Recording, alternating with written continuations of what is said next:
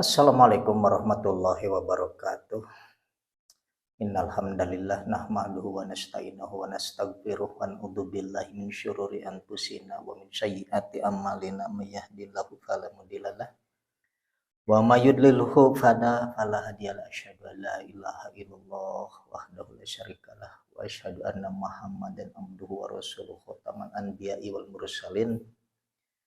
Allahumma sholli ala sayyidina Muhammad wa ali sayyidina Muhammad wa man tabi'ahum bi ihsan ila yaumiddin. Amma ba'du. Dalam konten kali ini saya akan melanjutkan bahasan yang sebelumnya telah dibicarakan dalam video yang kemarin mengenai nasab yang saya lihat secara batiniah gitu ya. Karena nasab Balawi itu kalau dia mereka ngotot di salah bersambungnya ke yang bernama Ubaidillah. Kalau saya lihat secara batinnya, yang namanya Ubaidillah itu enggak nyambung sama sekali ke istilahnya Duriah Nabi gitu. Jadi seolah-olah Ubaidillah nama seseorang, bisa jadi disebutkan murid-murid, mungkin murid Imam Ahmad Al-Muhajir gitu, bukan putranya, bukan gitu. Yang saya lihat waktu di kemarin yang saya bicarakan di konten sebelumnya. Jadi sudah jelas gitu sejak Ubaidillah ke sini gitu, yang diklaim oleh klan Ba'lawi itu nggak nyambung gitu, nggak ada sangkut pautnya ke Duriah Nabi. Terus untuk kali ini saya akan membahas pembicaraan gitu ya dari klan Ba'lawi itu. Memang saya juga baru tahu gitu ya, baru tahu bahwa ternyata mereka itu yang klan Balawi itu tidak mengakui kewaliannya atau sebagai pimpinan gitu ya dari para wali yang dipegang oleh sepemahaman saya itu Syekh Abdul Qadir Jailani. Tapi ternyata klan Balawi itu dia sendiri punya yang dianggap sebagai Syekh Sultannya gitu, yang bernama Muhammad bin Ali Ba'lawi gitu ya, yang terkenalnya Al-Faqih Muqaddam. Padahal di situ juga di gelaran juga sudah ketahuan sebenarnya sebagai Al-Faqih Muqaddam itu ahli fikih. Jadi pemahaman yang dia jalani belum tentu, walaupun ya semua berdasarkan ilmu fikih, ilmu syariat gitu ya. Tapi yang saya lihat ke Al-Faqih Muqaddam ini yang dianggapnya klan Balawi itu seorang sultannya gitu ya. Saya tidak melihat, walaupun ia Al-Faqih Muqaddam Muhammad bin Ali Ba'lawi ini seorang syekh juga gitu ya. Jadi guru dari suatu aliran tarekat Alawiyah gitu. Tapi saya tidak melihat sebagai kutub gauds gitu ya. Justru walaupun ia buat bagi para pengikutnya ya sering istilahnya mungkin dalam menakibnya gitu ya, menceritakan keutamaan-keutamaannya Al-Faqih Muqaddam ini. Tapi saya melihatnya bukan sebagai ahli hakikat gitu, tapi sebagai ahli hikmah. Karena beliau itu memang rajin istilahnya istilah sekarang mungkin bisa disebutkan ahli tirakat gitu ya, ahli wirid, zikir gitu. Tapi itu sebatas pencapaian makomnya di ahli hikmah gitu. Jadi bukan karomah gitu. Karena kita harus bisa membedakan gitu ya. Kalau seorang punya gelaran istilahnya bisa disebut seorang wali gitu ya. Seorang wali itu berkaromah. Tapi karomah itu keutamaannya tidak bisa bergerak sendiri tanpa izin Allah. Jadi jelas seorang wali berkaromah. Karomah itu bisa bergerak atas izin Allah Subhanahu wa taala. Jadi kalau kita mempelajari hikmah, doa-doa, hijib-hijib, memperbanyak amalan-amalan, terus kita mempunyai kelebihan karena banyaknya doa-doa seperti hijib atau saifi. Karena hikmah istilahnya itu bukan istilahnya bukan karomah, itu namanya hikmah gitu. Termasuk guru saya sendiri, ya beliau sudah almarhum ya. Beliau tuh walaupun ya guru saya sendiri, guru Toriko juga gitu, yang saya bertabaruk kepada beliau gitu ya dalam ilmu Toriko dan mempelajari hikmah juga gitu. Jadi bangsa Saifi saya pelajari dari beliau gitu. Karena beliau tuh menguasai hampir 40 wajian Saifi dan hampir 100, bukan hampir lagi, mungkin 100 lah. Bangsa hijib, termasuk ajian-ajian yang istilah bahasa Sunda mungkin jangjawokan gitu ya. Jadi itu di luar hijib-hijib itu. Beliau tuh menguasai sampai gitulah. Nah itu sebutnya ahli hikmah, walaupun dia guru Toriko. Gitu. Saya berbeat kepada beliau, tabarukan Qadiriyah Naqsabandiyah gitu. Sama beliau. Karena saya juga jalurnya dari orang tarekat gitu ya, Qadiriyah Naqsabandiyah. Cuma saya tuh punya Syekh Mursyid pertama tuh di Ciaur Beti Ciamis ya, Pak Caca Permana Sidik. Jadi Syekh Mursyid wilayah Ciamis.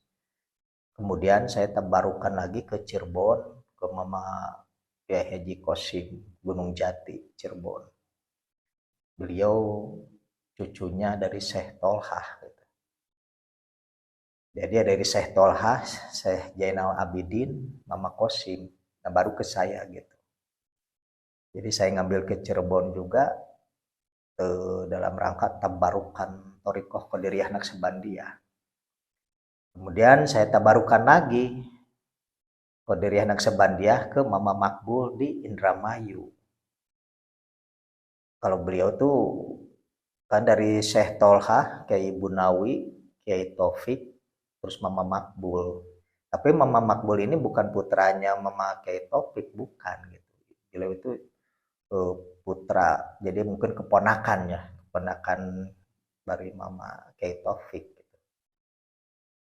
Jadi saya bertabaruk lagi ke Mama Makbul yang sama ngambilnya dari Cirebon, dari Syekh Tolhah gitu, yang mempunyai murid namanya Kiai Bunawi, kemudian membuka apa istilahnya jadi Syekh Mursyid di Indramayu di Karangampel gitu.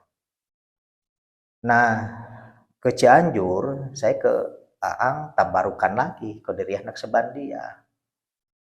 Tapi ternyata bahwa di situ Aang tuh menguasai 7 aliran Thorikoh gitu ya. Bangsa Rifaiyah, Tijaniyah, Qadiriyah, Naqsabandiyah. Terus apa lagi lupa lagi gitu ya. Pokoknya Aang itu menguasai 7 aliran Thorikoh. Nah, sedangkan saya sendiri yang tabarukan kepada Aang itu di Qadiriyah Naqsabandiyahnya saja gitu. Nah, Aang ini yang saya gurui jadi Syekh Mursyid itu di wilayah Cianjur ya. Tapi tidak semuanya Cianjur dikuasai oleh beliau gitu ya, karena di situ ada Aang Nuh. Yang putranya dari Mama Sakti Begentur. Kalau Aang Saiful Malik ini dari Syekh Abdul Karim, Syekh Abdul Jalil, Syekh Darut Tahsir, baru Aang gitu. Aang Saiful Malik baru saya gitu. Jadi saya ngambil tuh jalur Cirebon sama Banten gitu. Jalurnya Syekh Abdul Karim yang sama-sama muridnya Syekh Ahmad Khatib As-Sabbas Makiyah gitu ya, yang meninggalnya di Mekah gitu.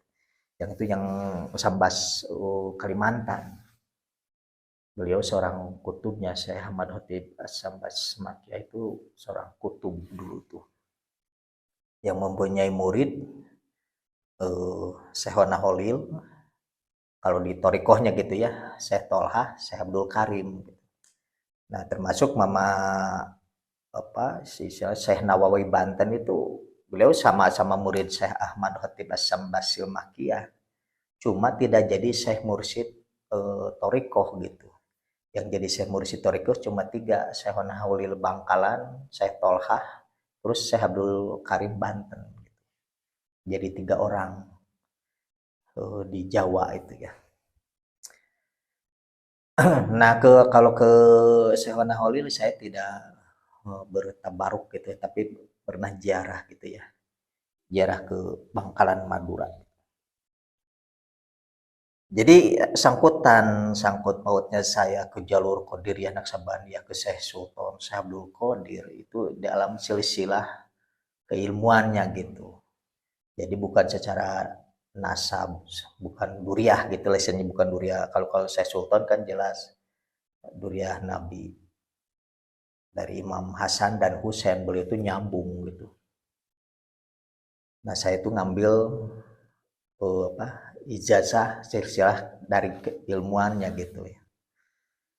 Qadiriyah, tapi ditambah Naksabandiahnya itu kan dirangkum dari gabungan antara Qadiriyah dan Naksabandiah itu di Syekh Ahmad Khatib Sambas Makiyah gitu ya. Yang di Kalimantan itu yang meninggalnya di Mekah itu, yang gurunya Syekhona Holil, Syekh Abdul Karim, Syekh Tolha gitu. Nah, beliau itu menggabungkan antara Qadiriyah dan Naksabandiah gitu. Jadi saya berpegang Qadiriyah Naksabandiah gitu. Nah, Saiful Malik ini walaupun dia Syekh Mursyid di Toriko, tapi saya lebih melihat ke beliau itu ahli hikmah. Seperti halnya Faqih Muqaddam yang ahli fikih itu. Walaupun secara garis besarnya beliau itu Faqih Muqaddam itu ya guru Toriko, tapi bukan ahli hakikat. Tapi ahli hikmah gitu. Jadi ahli hikmah yang memang rajin, punya guru-guru besar gitu. Mungkin guru-guru termasuk hikmah lagi segala macam. Nah, saya akan kupas jelaskan masalah antara orang-orang abror di bab kewalian ya. Jadi orang abror ini walaupun setinggi apapun hal ibadahnya dari yang wajib sampai yang sunat yang sunat tidak pernah terlewat. Hampir semualah amal ibadahnya gitu, amaliyahnya itu. Terus bisa kita sebut sempurna gitu ya. Tapi kalau dibandingkan dengan orang-orang ahli orang-orang muqarrabin, orang abror ini, dia itu keilmuan di hakikat atau kemakrifatannya cuma di seujung kukunya saja. Kenapa bisa begitu? Jadi itulah perbandingan antara Faqih Muqaddam dengan kewalian Syekh Sultan, Syekh Abdul Qadir itu jadi jelas beda. Kalau ini Syekh Sultan Abdul Qadir itu termasuk orang-orang muqarrabin, kalau ini orang-orang abror gitu. Yang mengandalkan tata cara syariat lahiriah saja gitu, amal ibadah secara lahiriah, munajat, secara mungkin tirakatnya. Jadi walaupun mendapat keistimewaan seperti terlihat seperti karomah, pada itu hikmah karena dia rajin dalam hijib-hijib dan saipinya, mungkin dari amalan-amalan yang di torikohnya itu. Nah, sedangkan Syekh Sultan itu lebih dari itu. Walaupun ini bisa disebutkan kutub ya, karena kutub itu ada kutub ahli syariat, kutub ahli torekat, ada kutub ahli hakikat dan ahli marifat. Ini semuanya yang 4 ini kutub. Ada pimpinannya gitulah yang menguasai ilmu istilahnya mungkin di ahli fikihnya gitu ya. Imam mazhab 4 tuh, yang 6 juga istilahnya bisa jadi dikuasai oleh seorang, ini disebut kutub gitu. Induknya, pusatnya segala ilmu istilahnya bisa jadi di beliau. Tapi ada yang menguasai ilmu tarekatnya gitu. Kalau tarekat kan gak lebih dari antara nafi isbat, ismudat, gak ada yang dari lebih dari itu. Di luar itu mungkin ya campuran ahli hikmah gitu. Kalau zikirnya di luar itu sebagai tambahan saja gitu. Ini ada yang mencapai makom kutub juga di seorang Syekh Mursyid, seorang kutub juga. Terus di ahli hakikat ada kutubnya juga, pimpinannya gitu, di antara apa ahli-ahli hakikat itu ada pimpinan lagi. Di kemarifatan juga sama, ada kutubnya gitu. Nah ini Syekh Sultan, Syekh Abdul Qadir Jailani itu menguasai 4 unsur keilmuan gitu. Syariat, tarekat, hakikat, ma'rifat, maka disebutnya kutub gauds. Jadi kutub gauds itu kutub tertinggi, makanya pimpinan para wali itu sebagai apa, Syekh Abdul Qadir ini ya kutubnya kutub gauds. Kalau yang lain cuma tingkat kutub saja gitu. Menguasai ilmu ini, ya, mungkin menguasai beberapa mazhab gitu di ilmu fikihnya, bisa jadi ya. Tapi ada lagi kutub lagi, kutub lagi, kutub lagi. Jadi harus dikuasai 4 unsur keilmuan antara syariat, tarekat, hakikat, dan ma'rifat. Itu harus dikuasai, baru gelaran kutubnya kutub gauds. Nah ini jadi perbandingan antara Faqih Muqaddam dengan Syekh Abdul Qadir. Kalau Syekh Abdul Qadir menguasai 4 lapisan ilmu, kalau Faqih Muqaddam cuma di sini saja. Tapi memang dia bisa disebutkan orang-orang abror gitu. Dalam peribadatannya iya sempurna gitu. Keilmuan secara ilmu secara syariat nggak ada yang terlewat. Mungkin ahli tirakat ya, ahli suluk bisa jadi ya. Tapi tidak menguasai di hakikat dan ma'rifat. Karena beliau sendiri mengakui berbicara gitu ya, berkata, tapi tidak mungkin karena obrolan dia sendiri tidak menyadari bahwa makomnya di mana. Begitu Faqih Muqaddam berkata bahwa Syekh Abdul Qadir ini menguasai secara di duniawi katanya, sedangkan dia itu menguasai di alam barzah. Di situ juga udah ketahuan bahwa dia tidak menguasai alam alam nasut, jabarut, malakut, alam lahut, tidak. Ini kalau di alam barzah itu ada alam antara dunia sama alam kubur. Ini alam barzah. Jadi kalau saya telusuri, kalau mau gitu ya, nggak ada makom seorang kewalian yang tidak bisa saya cari di mana posisinya gitu. Kalau di langit keberapa saya bisa tahu. Karena kenapa bisa begitu? Ya saya juga karena masuk dalam jajaran pengurus di kewilayahan. Gitu. Jadi nggak ada seseorang yang jelas ada namanya gitu ya, bisa kita cari, kita telusuri, karena semuanya ada di catatan induk. Di lauh mahfud itu, di aras tersimpan. Jadi seorang ini makomnya di mana, kita bisa cari, bisa tahu gitu. Cuma kadang-kadang oleh muridnya, oleh jamaahnya terlalu didewa-dewakan. Seolah ini wali tertinggi gitu. Seperti yang sekarang nih begitu ada satu aliran Qadiriyah Naksabandiah juga kan di Tasik. Mungkin orang-orang pada tahulah Suryalaya ya. Dulu semasa Abah Anom, putranya Abah Sepuh, si muridnya, waktu beliau itu ngambil jasanya kan ke istilahnya Syekh Tolhah gitu ya, Cirebon. Tapi sebenarnya yang walaupun Syekh Tolhah masih ada, tapi beliau itu sudah sepuh. Jadi sudah tidak bisa membeat. Akhirnya dibeatlah oleh Mama Kiai Bunawi yang di Kedokan Gali Kholwat itu yang sekarang di Karangampel Indramayu. Jadi istilah sekarang mah di Suryalaya itu ada wakil talkin lah. Walaupun Abah Anom ada, tapi ada mewakilkan gitu soal gitu. Ini Syekh Tolha ini ada, cuma mewakilkan untuk menalkin Abah Sepuh. Nah, Abah Sepuh ini kemudian menitipkan muridnya ke putranya, Tajul Arifin, Syekh Tajul Arifin, yaitu ke Abah Anom gitu. Nah, orang-orang Ikhwan Suryalaya generasi Abah Anom ini kan dia tidak tahu makom kedudukan Abah Anom. Cuma dilihat tuh kejadian-kejadian dianggapnya karomahnya tinggi segala macam. Akhirnya saya pernah ziarah ke pemijahannya. Begitu mereka istilahnya orang-orang orang pamijahan ini ada di keramatnya Mbah Dalem dulu tuh waktu ada kerja bakti itu saya ziarah ke situ. Yang bertanya kepada saya dari mana, dari Tasik, saya dari India. Oh dekat ke Suryalaya, gitu ya dekat lah ke Abah Anom. Sampai bilang gitu, jangan berkata gitu. Maksudnya gimana? Ya saya kan dia deket tuh sering ini ke Abah Anom. Jangan jangan berkata gitu, soalnya jangan bilang apa mengatakan Abah Anom. Jadi harus bilangnya pangersa Abah gitu aja. Jangan bilang Abah Anom. Itu saking taklidnya ke Abah Anom sampai seolah saya bicara bilang Abah Anom itu seolah sih dia tuh ketakutan seolah Abah Anom ada di sebelah dia gitu.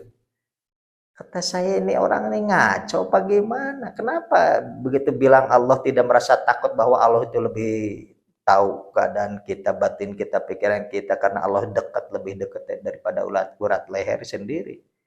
Begitu saya bilang apa berkata masalah Abah Anom itu orang sampai kayak celengak-celinguk ketakutan gitu.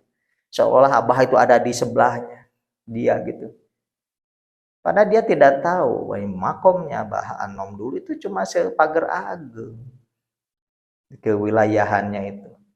Cuma iya murid-muridnya hampir ya, dari di Indonesia, Malaysia, Brunei, yang dari Singapura. Nah di kewilayahan itu tidak berlaku seorang mungkin seorang Syekh Mursyid terkenal sampai ke mancanegara gitu, tapi kewaliannya bisa jadi dia pangkatnya cuma camat apa bupati. Nah itu yang tidak diketahui oleh murid-muridnya. Tapi murid-muridnya ini mengatakan bahwa pengersa Abah itu seorang istilahnya Syekh Mursyid sedunia katanya. Sampai kayak gitunya gitu. Nah sekarang diwariskan lagi ke Abah Gaos. Murid-muridnya terlalu taklid juga. Soalnya ini Syekh Akbar gitu. Wali sedunia katanya Abah Gaos. Dia tidak tahu bab kewilayahan. Karena kenapa? Saya pernah istilahnya disebut bentrok juga enggak juga guys. Sebenarnya gini nih. Begitu saya berdoa untuk mengatakan A gitu ya. Terus ini Abah Gaus ini mendoakan ke orang itu ya, orang yang satu yang sama gitu. Ini kamu B istilahnya. Padahal yang mengaminkan ribuan Ikhwan Suryalaya dan Sirna Rasa mengaminkan doanya Abah Gaus. Itu yang terjadi tetap A yang kata saya. Jadi yang didoakan oleh Abah Gaus itu enggak pernah terwujud. Istilahnya ini mau nyalon wali kota ya kalah. Wali kota didoakan oleh Abah Gaus. Manakiban kan mengadakan manakiban itu calon wali kota itu. Terus kemudian di acara Pileg ya 2019 nih. Dia itu mengundang atau menghadirkan karena Abah Gaus memang gurunya gitu ya. Syekh Mursyidnya. Waktu itu si calon ini manggil saya juga sambil kata saya Pak Haji bakal kalah gitu. Tapi orang itu gak terima masa seolah-olah ya kita lihat aja buktikan pas udah kesini ke rumah ke akhirnya saya pergi ke tempat ke dia ke diaman dia. Ternyata kok ini banyak orang itu tahu-taunya mau manakiban gitu yang dipimpin oleh Abah Gaos dari Sirna Rasa. Dia mendoakan untuk kemenangan suksesnya si calon ini gitu yang mau calon DPR RI pusat. Ternyata kata saya ini waktu kan begitu malamnya manakiban, terus sebelum subuh saya lihat ke aras tentang orang ini, ternyata tidak ada perubahan. kata saya tetap catatannya bakal kalah gitu. Akhirnya saya langsung ngirim WA ke yang didoakan oleh Abah Gaus itu. Pak Haji tetap bakal kalah. Jadi akhirnya memang terjadi bahwa dia itu tidak sukses di pada calon DPR RI. Jadi antara saya sama Abah Gaus mendoakan, kalau kata saya ini yang terjadi A, kata Abah B, kata Abah Gaus gitu. Yang terjadi yang apa yang saya katakan. Dan di situ melihat di mana posisi makom Abah Gaus itu. Jadi tapi murid-muridnya ini terlalu mendewa-dewakan gitu. Akhirnya sekarang kan ada kubu Suryalaya, ada kubu Sirna Rasa muridnya itu. Tapi kan mereka orang-orang awam nggak apa-apa. Cuma kadang-kadang yang tidak paham di kewilayahan tuh terlalu taklid gitu ke guru, ke syekh mursyidnya gitu. Padahal dia tidak tahu kewilayahan itu. Kalau saya sendiri ya bisa tahu, bisa lihat ini makomnya di mana, levelnya camat, bupati atau gubernur atau presiden, ini wali itu saya bisa tahu.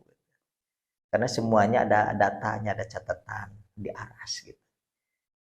Jadi saya lihat nih makomnya seorang ini di mana gitu. Nah termasuk antara Pakih Mukodam dan Syekh Sultan, Syekh Abdul Qadir, saya itu tahu posisinya Pakih Mukodam. Di mana kewaliannya dia. Makomnya di derajat isinya langit keberapa. Karena saya ada di lingkungan itu. Cuma kadang-kadang ya itulah mungkin karena orang sudah terbius ternina bobokan dengan manakiban gitu ya, asalnya manakib Syekh ini diceritakan kejadian-kejadian anehnya gitu seolah itu karomah, padahal itu hikmah. Tidak bisa membedakan. Jadi tidak bisa membedakan antara ini karomah atau hikmah gitu. Padahal orang yang mempelajari hikmah siapa aja bisa. Tidak mesti seorang wali, dia bisa terbang, bisa kebal, bisa menghilang, bisa di satu tempat beda tempat orang itu di sana ada, di sini ada, itu bisa dipelajari dengan ilmu hikmah. Dengan saipi, dengan hiji, itu banyak ya. Nah, yang guru saya waktu yang dari Cianjur itu kan tahun 2004 pernah begini nih.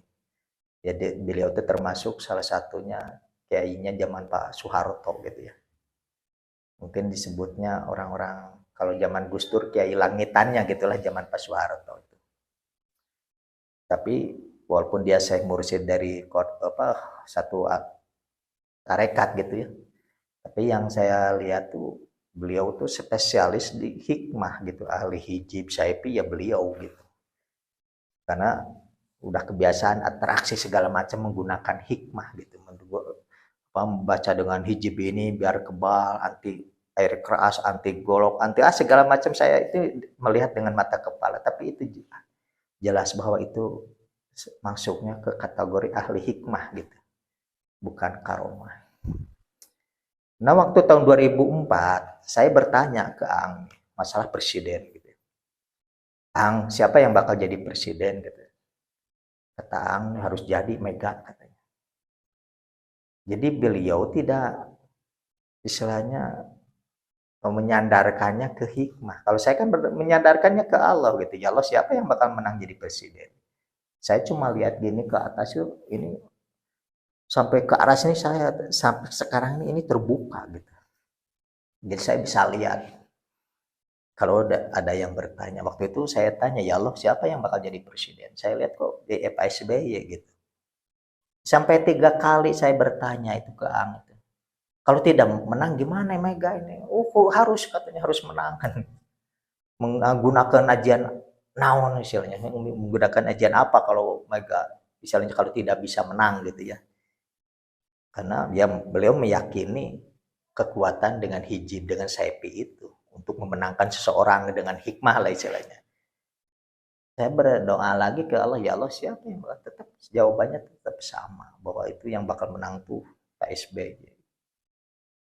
Nah, jadi kekuatan ahli hikmah sama karomah itu jelas beda. Karena berhadapan dengan seseorang ahli hakikat gitu. Saya nanya langsung ke Allah,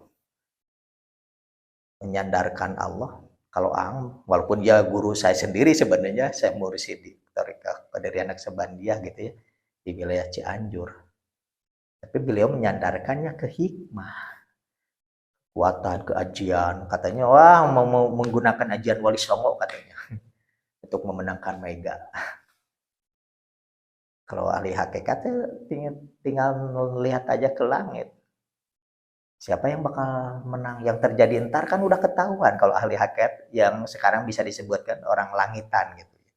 Jadi melihat ke langit langsung terbuka yang bakal terjadi nanti udah ketahuan itu. Kelihatan siapa yang bakal menang. Jadi kita tuh harus paham gitu. Ini karomah atau hikmah gitu. Kalau karomah itu dia tidak menyandarkan ke amalan sendiri, ke doa-doa, ke ajian, tidak. Kalau karomah itu menyandarkan langsung ke Allah aja. Terserah Allah yang mau menampakkan apa kekuatan di kita itu. Kejadian aheng apa ya, kejadian yang istimewa apa yang Allah akan turunkan ke kita. Yang terjadi dalam kehidupan kita gitu. Terserah Allah. Penting tauhid aja istilahnya. Tapi kalau kita sudah menyandarkan kekuatan ajian ini, hijib ini, saib ini, itu udah masuknya ahli hikmah. Kalau kita menyandarkan, oh kalau nggak dengan amalan ini bisa ini. Seolah Allah itu tidak punya kekuatan kalau kita tidak membaca ajian itu atau hijib itu atau amalan itu. Padahal Allah itu lebih dekat kepada orang yang dalam pikirannya yang terbetik pertama tuh langsung Allah, Allah, Allah. Walaupun di Torikoh itu diajarkan seolah kita tuh harus selalu berzikir gitu ya. Dengan kalimat Allah, Allah, Allah. Tapi yang sebenarnya walaupun tanpa harus dengan lisan, kata-kata Allah, Allah itu dengan pikiran, dengan segala sesuatu terjadi langsung ingat ke Allah gitu. Kalau lagi santai ya zikir boleh, zikir hati, zikir hobi gitu yang Allah, Allah, tapi dalam hati. Tapi dalam satu kejadian apa aja yang terbetik pertama itu harusnya langsung Allah gitu. Jangan ingat aku ajian ini baca ini dulu. Ya Allah minta kekuatan doa ini. Ya berarti kita itu menyandarkan ke ajian-ajian itu bukan seorang wali, itu ahli hikmah disebut. Nah itu yang harus dipahami gitu ya.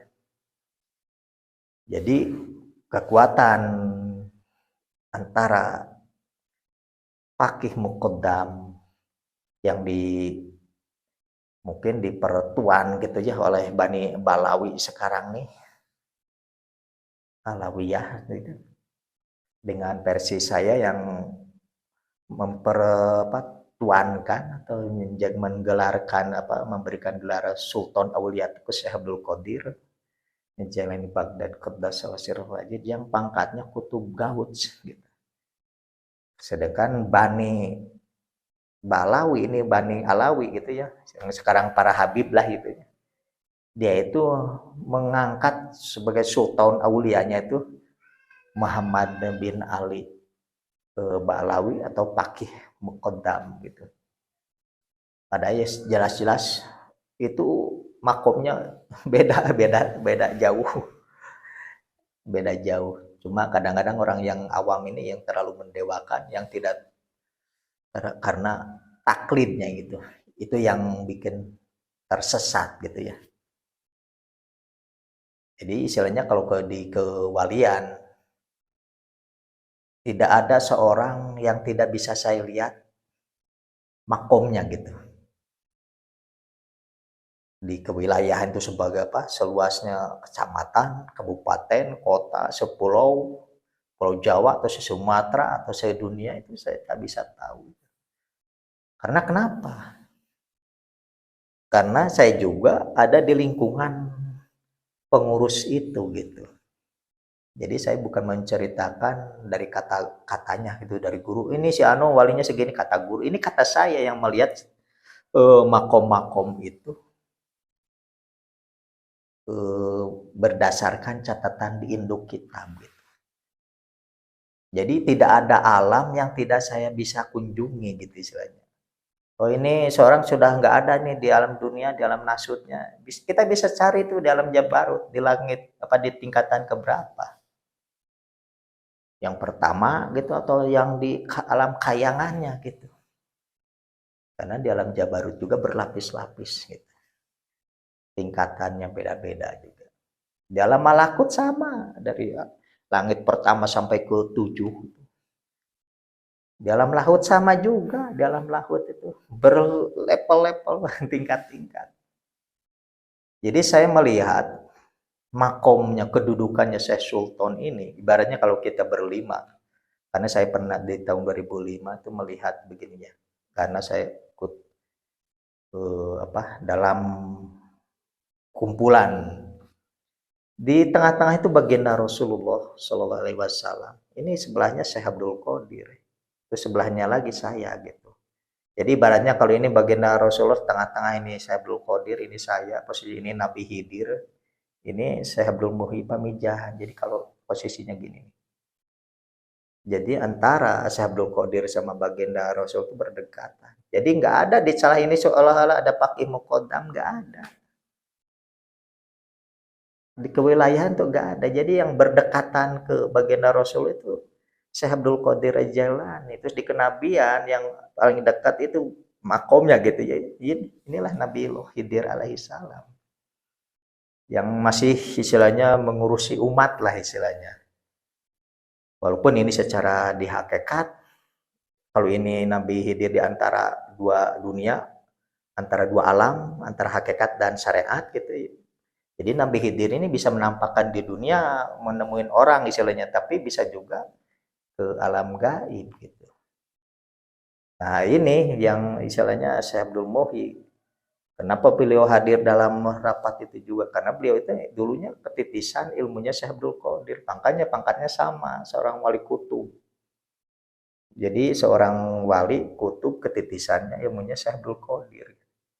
Istilah kita tuh Syekh Abdul Muhyi ini ditawajuh lagi oleh Syekh Sultan. Kenapa saya hadir di situ? Ya sama, saya juga ditawajuh lagi oleh Syekh Sultan. Jadi berdampingan makomnya. Karena waktu rapat itu memang baginda Rasul itu memberikan suatu tanda kepada saya antara bendera yang saya pegang dan pedangnya gitu. Pedang kewalian, kewilayahan gitu. Jadi sekarang yang menjabat posisi di kewilayahan dianggap yang paling tinggi buat sekarang ini saya yang pegang gitu. Makanya saya bisa tahu makom-makom orang yang udah meninggal atau yang sekarang masih ada gitu, saya bisa tahu. Taunya gimana? Ya informasinya dari Allah langsung. Kita bertanya, ya Allah ini orangnya ini makomnya di mana? Itu langsung gambarannya kalau di mungkin kalau beliau itu seorangnya di tinggal di Jakarta, saya itu bisa lihat, oh ini se-Jakarta ini.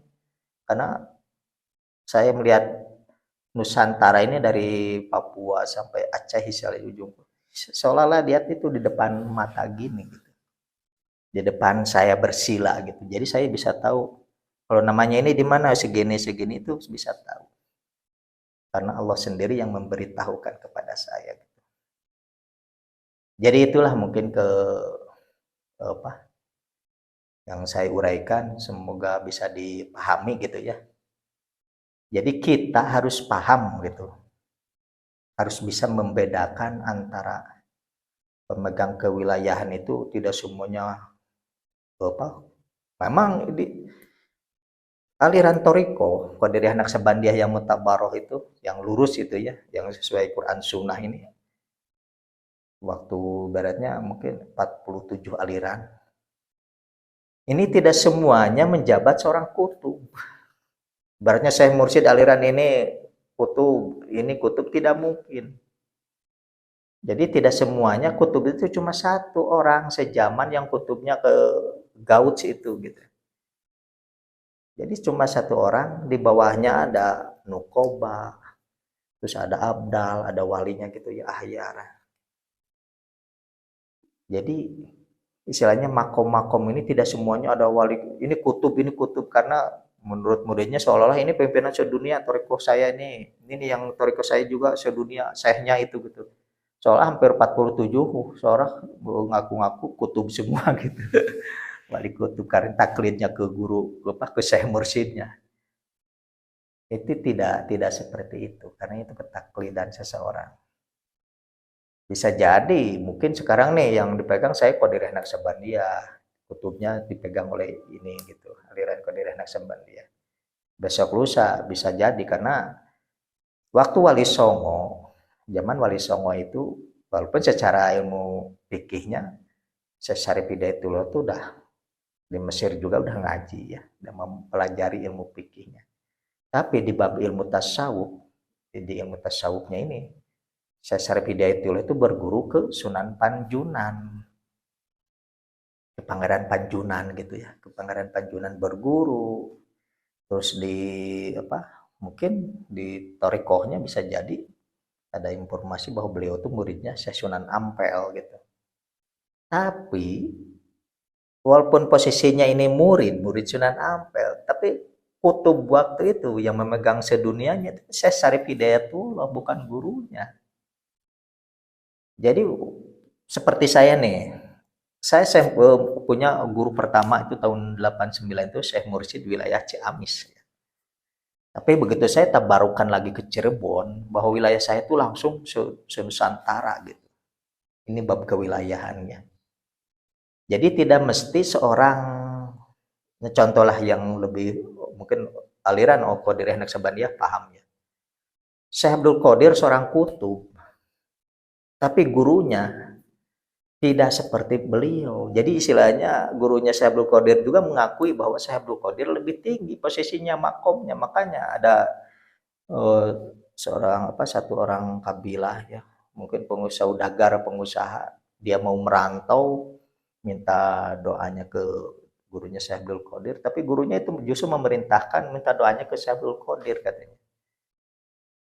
Jadi kalau orang yang benar jernih batinnya dia tidak merasa oh saya lebih tinggi daripada murid tidak beliau tuh ngakui bahwa oh ternyata yang jadi muridnya beliau itu Syekh Abdul Qadir kalau lebih tinggi ini makomnya akhirnya kan disuruh minta doanya ke Syekh Abdul Qadir itu yang orang-orang yang berhati bersih nah, termasuk saya gitu di antara saya ke guru yang di Ciamis yang di Cirebon yang di Indramayu terus di Cianjur karena saya 4 orang Syekh Mursyid tabarukan gitu ya.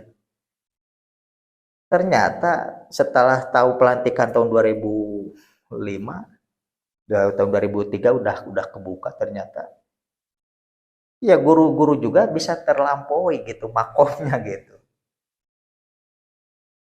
Jadi akhirnya yang di Indramayu kan mengakui bahwa oh ini hati-hati sama orang ini. Padahal murid bisa disebutkan saya itu murid beliau gitu. Tapi beliau tuh mewanti-wantikan ke murid yang lain bahwa ini yang dari Tasik itu harus jaga mulutnya gitu. Kalau ada orang murid yang dari Tasik.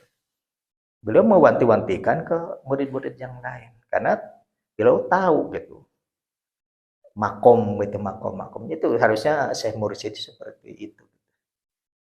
Tapi murid-murid juga harusnya paham juga sebenarnya gitu. Bahwa tidak semua saya ini aliran Tarikoh ini guru saya kutub sedunia ini aliran saya ini kutub sedunia terus seolah mengakui sedunia gitu. Padahal itu pasti berganti silih berganti sekarang kutub dipegang oleh Qadiriyah Naksabandiyah besoknya oleh Tijaniyah besoknya oleh Rifaiyah bisa besoknya lagi oleh Idrisiyah bisa jadi kayak gitu pangkat yang sedunianya itu Syekh Mursyid yang sedunianya ini gitu.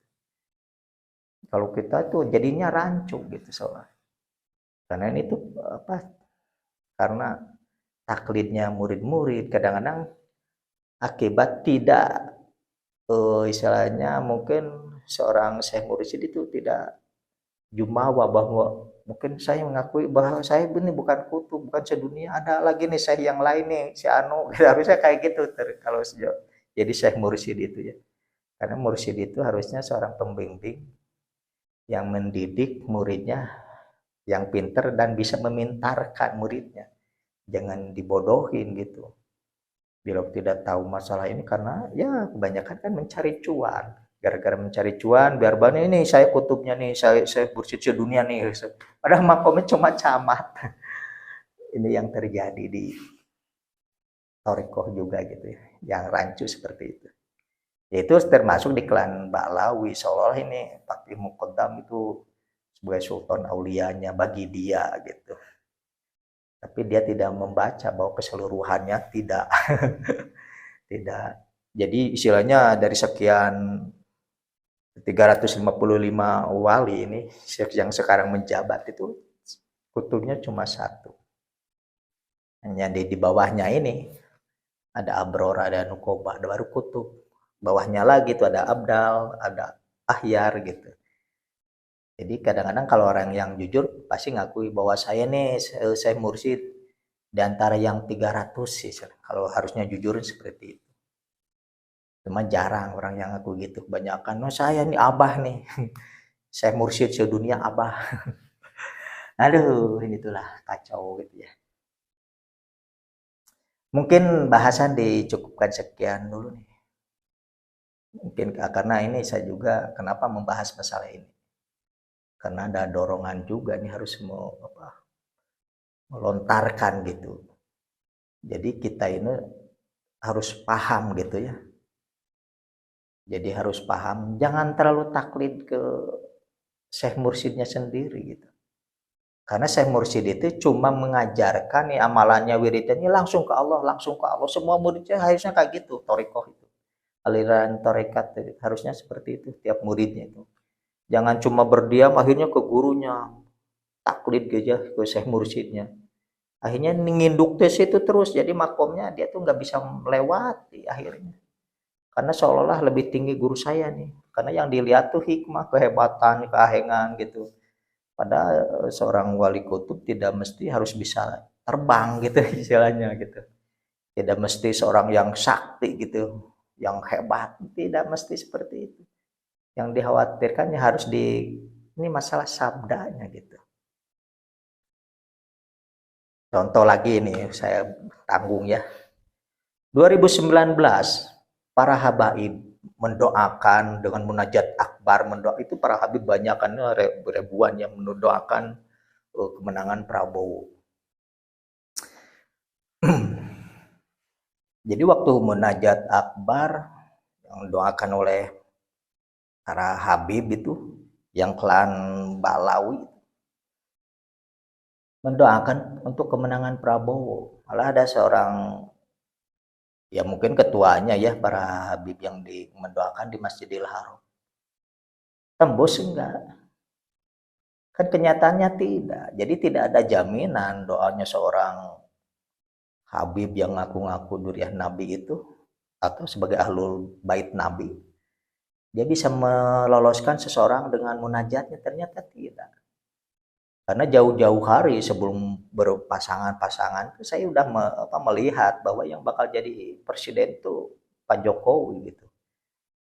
Tapi orang-orang ini ya, klan Ba'lawi ini ya seolah bisa merekomendasikan gitu seorang yang Prabowo untuk jadi pemenang gitu.